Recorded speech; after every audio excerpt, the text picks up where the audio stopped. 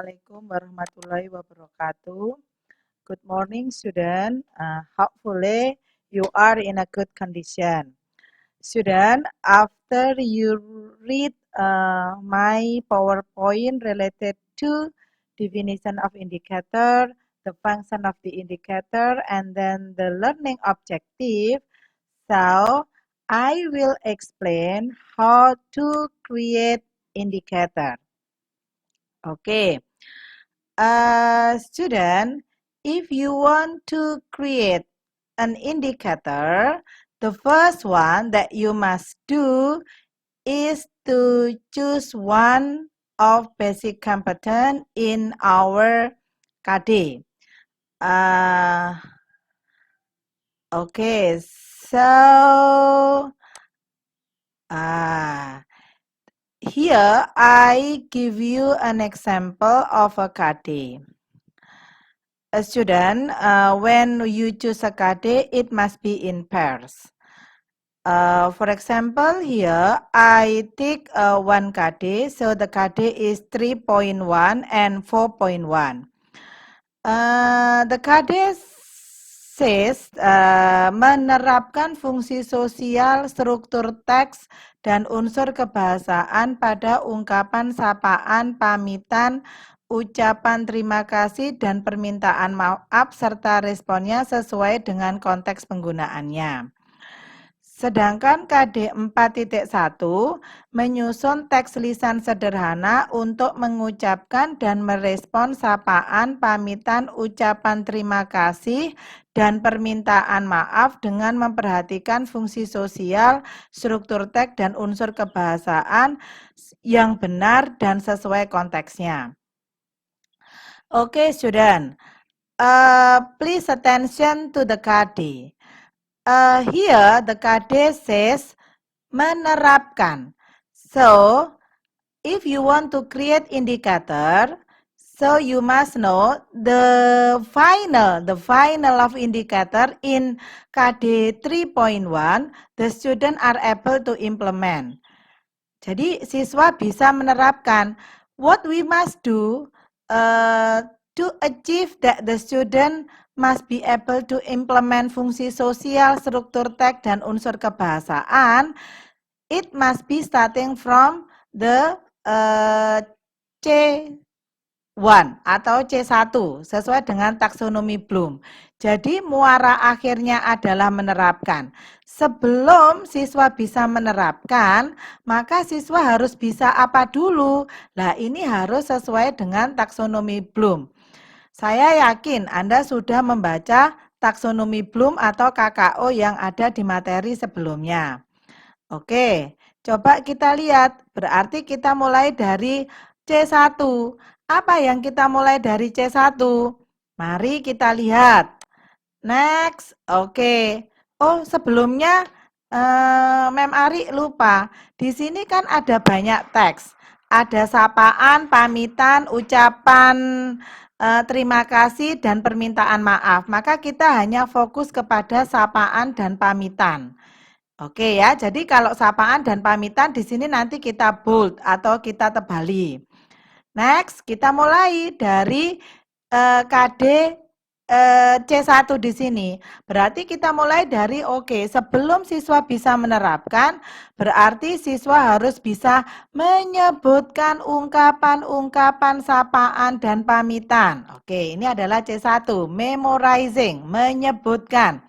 Setelah siswa bisa menyebutkan, next, membedakan ungkapan sapaan dan pamitan. Nah, membedakan ini termasuk sudah ada di C2. Next, membedakan ungkapan sapaan formal dan tidak formal atau formal dan informal. Membedakan ungkapan pamitan formal dan tidak formal. Kemudian, menjelaskan fungsi kalimat sapaan dan pamitan formal dan tidak formal. Dan yang terakhir, menggunakan ungkapan sapaan dan pamitan sesuai dengan konteks, yaitu ini sudah masuk tadi, sesuai dengan KD-nya, yaitu menggunakan.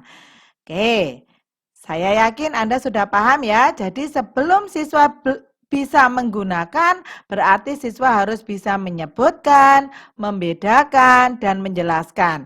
Di dalam menyusun indikator kita tidak boleh dibolak-balik. Jadi harus berurutan, mulai dari C1, C2, dan C3. Next, kita masuk di indikator KD 4.1.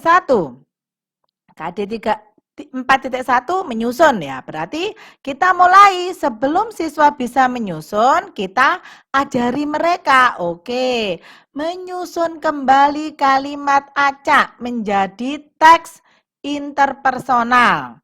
Kemudian mendemonstrasikan percakapan yang telah disusun. Kemudian menulis percakapan tentang ungkapan dan sapaan. Yang terakhir adalah mempresentasikan percakapan tentang ungkapan, sapaan, dan pamitan yang telah dibuat secara berkelompok. Jadi kalau di KD 4 biasanya cenderungnya kepada skill, yaitu terkait dengan menyusun, berarti dihubungkan dengan kemampuan menulis dan kemampuan berbicara atau speakingnya. Okay, student, after we have created the indicator, the next one we will create learning objective. Lah, learning objective atau tujuan pembelajaran harus mengandung unsur ABCD, audience, behavior, condition, and degree. Susunan ABCD tidak harus berurutan, boleh dibolak-balik. Misalkan di sini, jadi untuk menyusun tujuan pembelajaran atau TP, usahakan sesuai dengan indikator. Itu akan lebih memudahkan kita. Diberi contoh ini, diberi sebuah dialog interpersonal tentang sapaan dan pamitan, siswa dapat menyebutkan ungkapan-ungkapan sapaan dan pamitan dalam dialog tersebut dengan benar. Diberi, berarti ini adalah kondisinya. Kalau di sini Mem Ari tunjukkan dulu kondisinya dulu. Apa kondisinya? Diberi sebuah dialog interpersonal. Terus behaviornya apa? Siswa dapat menyebutkan ungkapan-ungkapan. Audiennya siapa? Siswa. Terus degree-nya apa? Dengan benar. Jadi ini bisa kita susun untuk ABCD-nya tidak harus berurutan. Next, nomor 2. Diberi sebuah dialog interpersonal tentang sapaan dan pamitan, siswa dapat membedakan ungkapan sapaan dan pamitan dalam dialog tersebut dengan benar. Jadi, sekali lagi student, ketika kita membuat tujuan pembelajaran, dasarnya harus pada indikator. Ketika indikator kita sudah benar, maka tujuan pembelajaran harus disusun berdasarkan ABCD. Saya kira ini tidak terlalu sulit. Tidak terlalu sulit untuk Anda praktekkan. Nah, ini juga saya sudah memberikan contoh untuk KD 4.